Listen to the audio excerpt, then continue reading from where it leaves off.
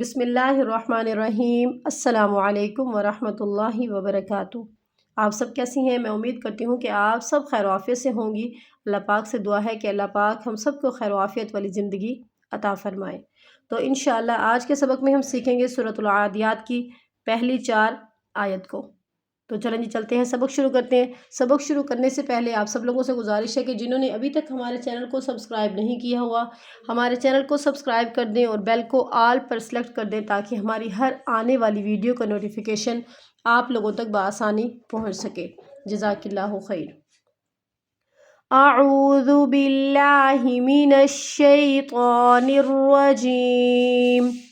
سورۃ العادیات مکیہ۔ بسم اللہ الرحمن الرحیم۔ والعادیات ضبحا فالموریات قدحا فالمغیرات صبحا فأثرن به نقعا والعادیات، میرے ساتھ مل کر پریکٹس کریں کیونکہ یہاں پہ ہماری غلطی ہوتی ہے والعادیاتی، یہ آ کی آواز نہیں آئے گی، یا کی آواز آئے گی کیونکہ یہ کیا ہے؟ یا ہے، اس کے اوپر کھڑی زبر کی حرکت ہے۔ والعادیاتی والعادیاتی ضبحا ضبحا، دعات کو ہمیں با کے ساتھ ملاتے ہو یہاں پہ کیا کرنا ہے؟ قلقلہ کرنا ہے۔ قلقلہ کیوں ہوگا؟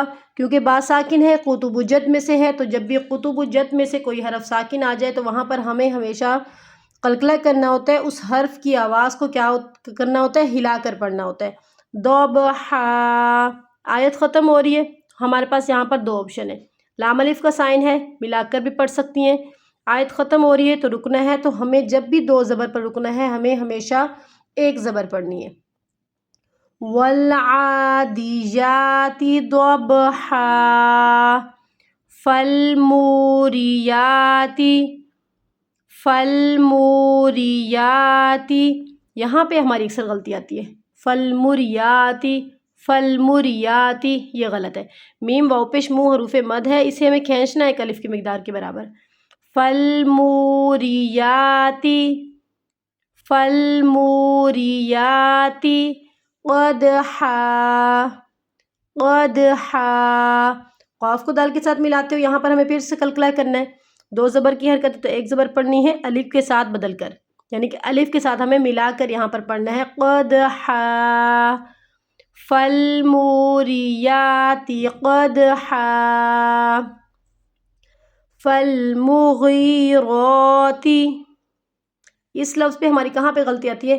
فالمغیرات، میم کو کھینچنے کی غلطی، اور یہاں پہ غائن کی آواز میں ہم غائن پڑھ دیتی ہیں یا پھر گاف پڑھ دیتی ہیں، ٹھیک ہے، یہ 2 غلطیاں اکثر یہاں پہ آتی ہیں۔ فالمغیرات فالمغیرات صبحا فالمغیرات صبحا، صبح میں سین کی آواز نہیں آئے گی یہاں پہ کیونکہ سین ہے، صاد ہے، سیٹی کی آواز نہیں آئے گی کیونکہ یہاں پر سین نہیں ہے، یہ کیا لفظ ہے؟ صاد ہے۔ صبحا فالمغیرات صبحا فأثرن به، دونوں کو نہیں کھینچنا، یہاں پہ ہماری اکثر غلطی ہوتی ہے فآثرنا، آ کو کھینچنے کی غلطی، آ کو ہمیں نہیں لمبا کرنا۔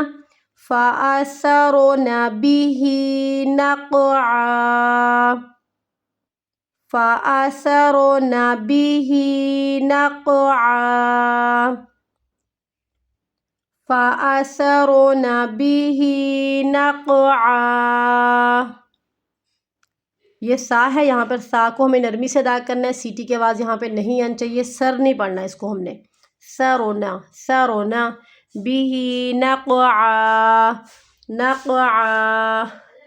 تو آج کا میرا سوال یہ ہے اس سبق کے اندر کہ آج کے سبق میں قلقلہ کتنی مرتبہ ہو رہا ہے؟ آیت نمبر 4 تک قلقلہ کتنی مرتبہ ہو رہا ہے؟ چلیں جی چلتے ہیں نورانی قاعدے کی طرف۔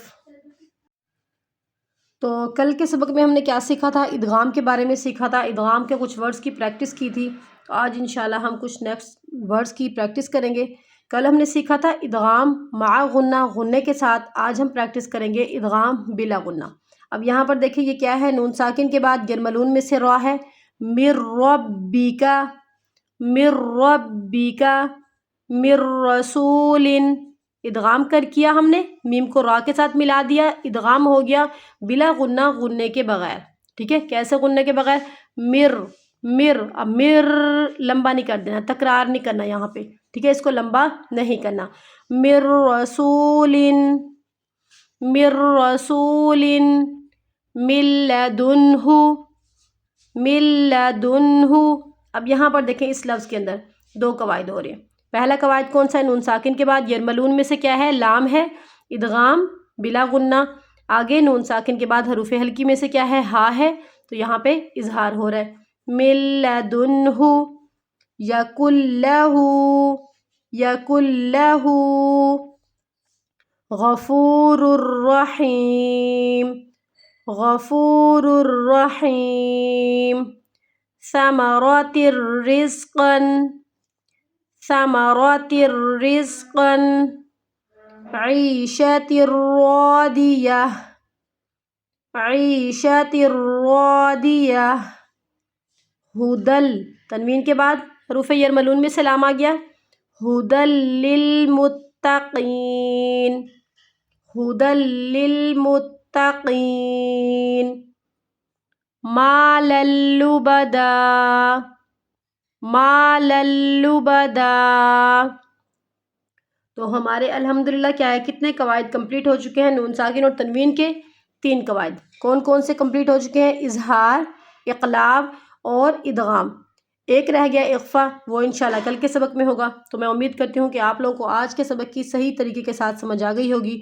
انشاءاللہ کل ایک نیو سبق کے ساتھ، کل تک کے لیے اللہ حافظ۔